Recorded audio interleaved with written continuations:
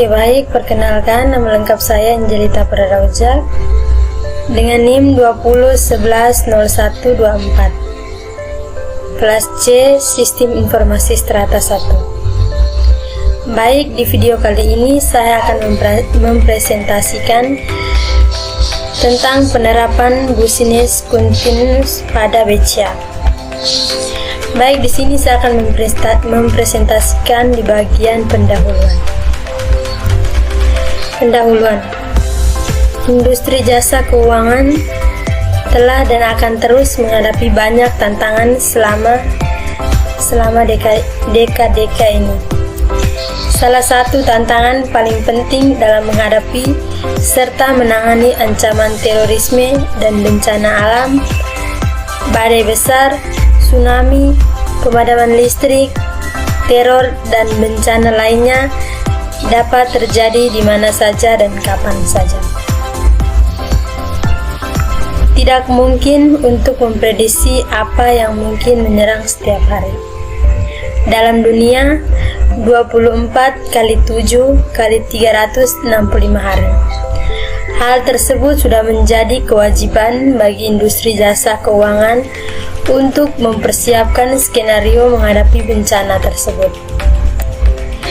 Perusahaan harus memahami setiap ancaman dan proaktif dalam menanggapinya.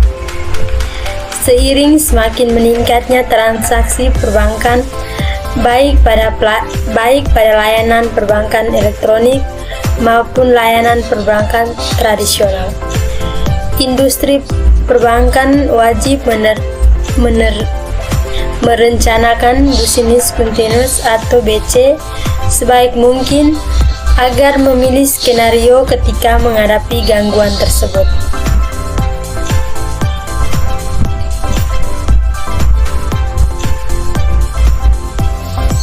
Dan memastikan bahwa usaha tetap dapat berlangsung bahkan ketika gangguan terjadi.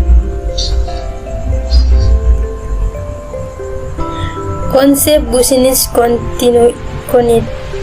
continuity ini awalnya berkembang seiring dengan kebutuhan komputer dan komunikasi industri sejak tahun 1950-an.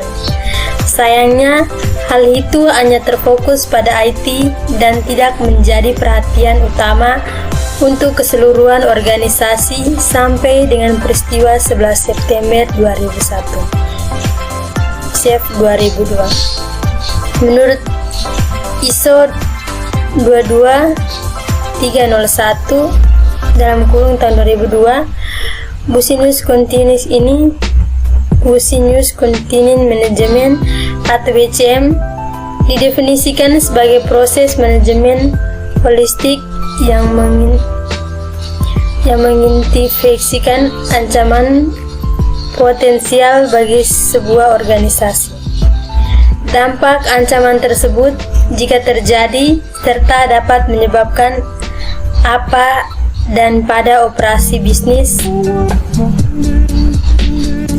yang terancam dan menyediakan kerangka kerja untuk membangun daya tahan organisasi dengan kemampuan respon yang efektif yang dapat melindungi kepentingan stakeholder, reputasi merek, dan kegiatan penciptaan lain. BCM mengintegrasikan keberlangsungan dalam suatu organisasi, termaksud memperkenalkan proses kepada manajemen yang ditunjuk untuk merencanakan dan mengoperasikan tugas keberlangsungan bisnis. Menurut Michael Sonia tahun 2004, fokus BCM telah bergeser dari teknologi fokus 1970 menjadi value based fokus 1990 sebagai keuntungan strategi untuk bisnis. Sedangkan business continuity planning adalah bagian dari perkembangan dan implementasi BCM.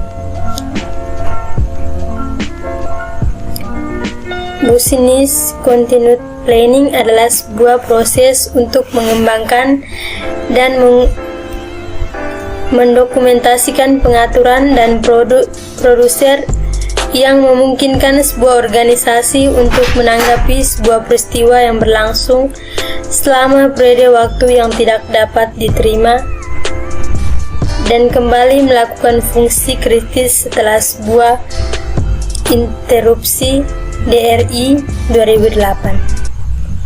Tujuan dari Business Continuity Planning adalah untuk menjaga keberlangsungan bisnis dari sebuah organisasi ketika bencana terjadi.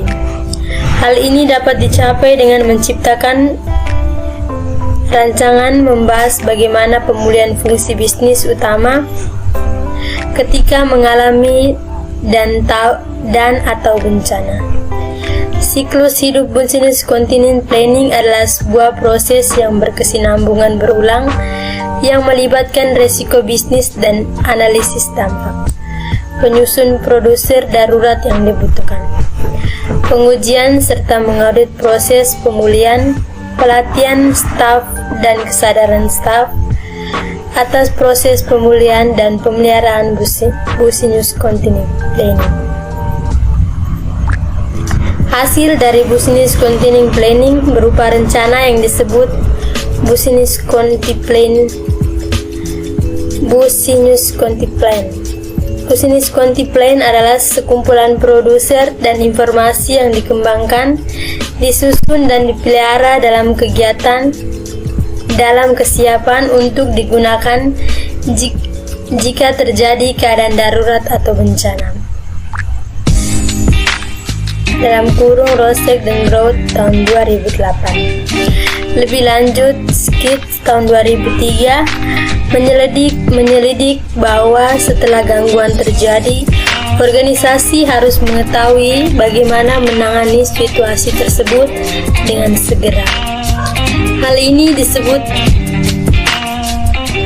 disebut independent handling atau crisis management.